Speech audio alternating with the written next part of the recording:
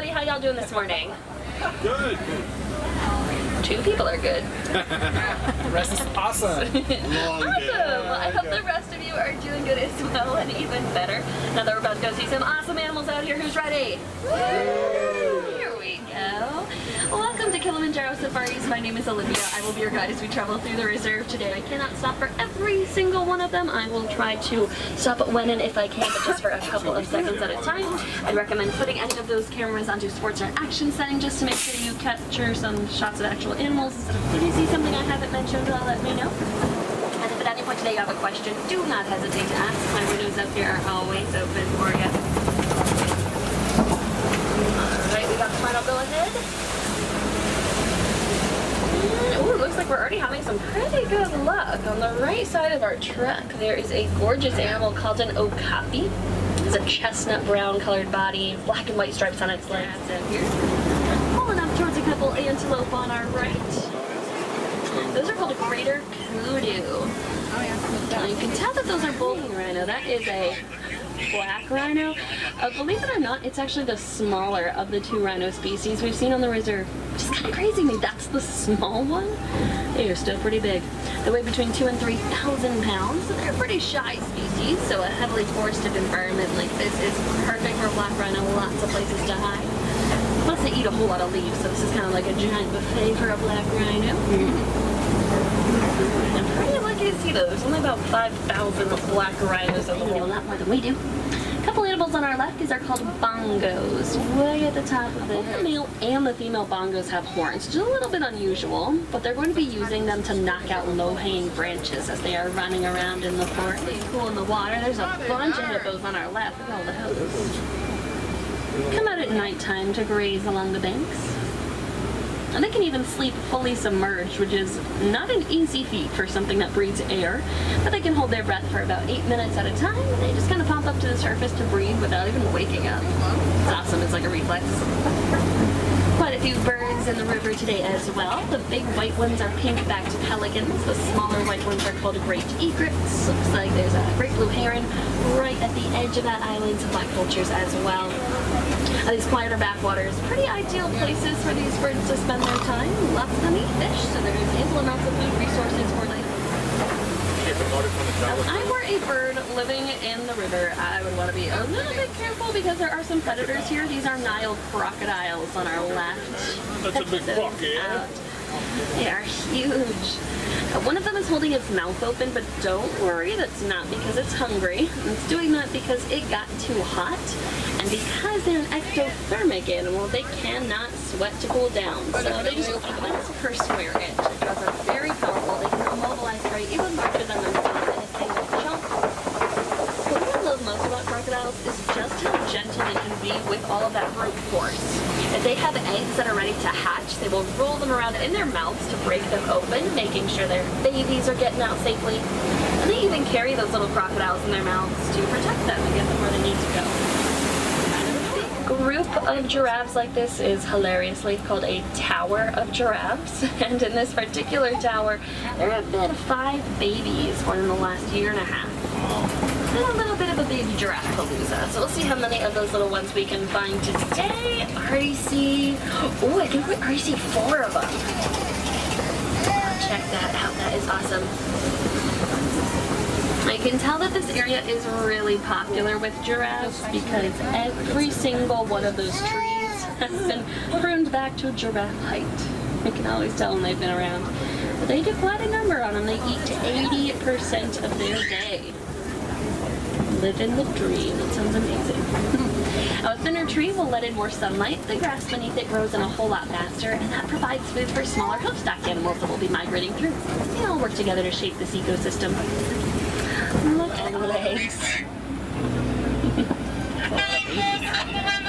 As soon as these animals tug, just trying to grab onto that moss there. Their tongues are also prehensile, which means they can skull. And we're going to go get a little closer view of those giraffes in a moment, but before we do, if you look on your left, there are a couple predators. Those are African wild dogs laying in the grass. They have black, tan, and white colored coats. They're commonly animals with horns on our left. Some Ankole cattle. Look at the size of the horns on this big brown one. They're just amazing. If we were to take a peek inside of those horns, we would see a structure that resembles honeycomb. So they're mostly hollow and surprisingly lightweight. That's awesome. Those thankfully cattle are so cool. They're one of my favorite species on the reserve for sure. And as a lookout point, we cannot all be as tall as a giraffe. A couple of lovely females on the left. And then there's a really big guy over here on our left. That's Dad. Hey. Oh, so So generally you can tell the difference between a mature male and female giraffe based on their ossicles. Uses them in a behavior called necking. Essentially males' tongue is really dark. It's almost a purple color. That's because giraffe tongues spend so much time out of their mouth every day. That darker color prevents any sunburn. At the top of the hill on our right, they're resting right now. And whenever they rest, they form these little clusters. They're facing in different directions to watch each other's back. A little bit sneaky, little mandrill. It's more towards the front of the truck here, walking around. Really bright colors on their back sides and on their faces. Those colors get brighter the more excited they are. And little tiny tails that are nearly 10 degrees, which really comes in handy on these hunters. Sorry, babe. Now, since we figured this out, we've been using our resources from the Disney Conservation Fund to teach those farmers how to keep beehives that they put around their crop field. Keeps the elephants out in the first place. Now, this is very interesting what we're seeing on the left. We are seeing some sparring behavior. These are two younger males that are very similar in size and in age, so they're trying to figure out which one is more dominant. This is awesome. Usually those don't last very long, so this is a very cool thing to see.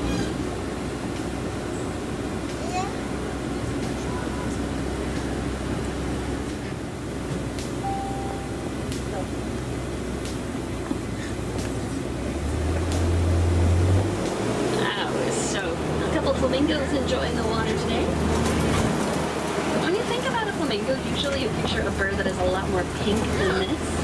But there are 6 different types of flamingo. This one is the biggest. It also happens to be the palest pink. Oh wait, look back behind the flamingos. There's a big baobab tree, then look to the right of that by that termite mound. There's actually a mom and baby elephant over there. Oh, yeah. And it looks like that little baby is nursing. So across the watering hole, way over to the right. Now that little one, she was rotating around. They've got really good sense of hearing because their eyesight isn't the best. Last rhino in the forest, these are called southern white rhinos. They're a lot bigger, a lot more social, and they have a wider box ear. Oh yeah, look, there is a cheetah on the left. So in this clearing, look at the 2 trees that are farthest right. It's walking right in between them.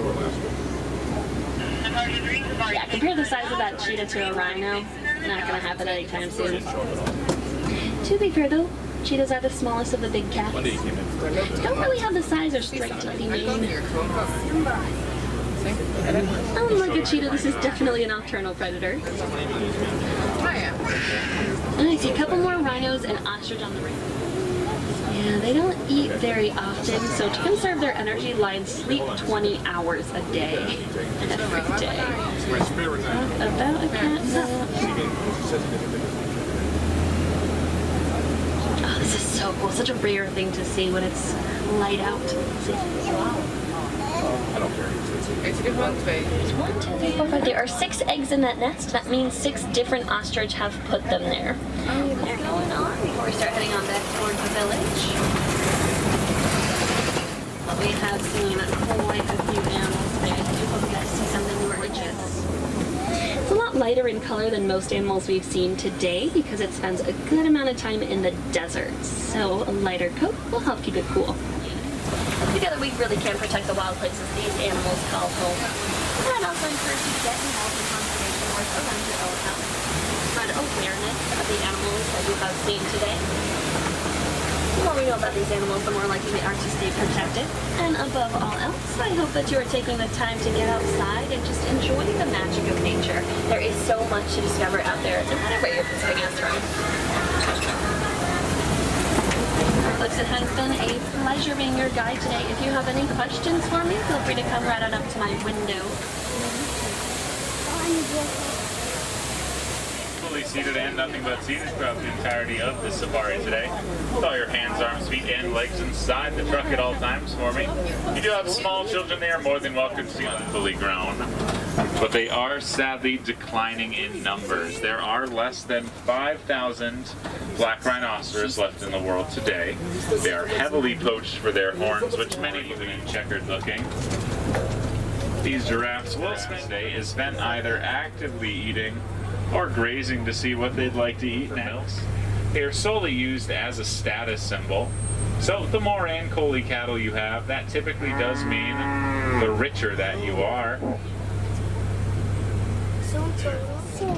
Born right around 6 feet tall, they do have a bit of a rude awakening into the world though.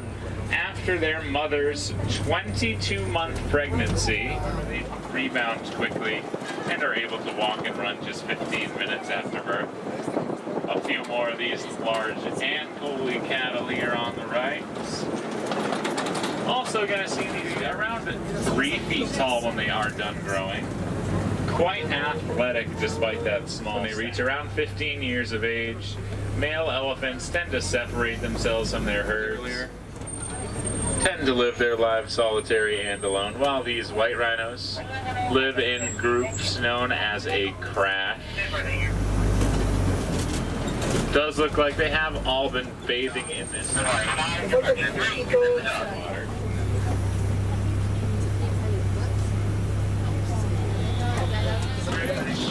An ostrich is the largest bird in the world, however playless.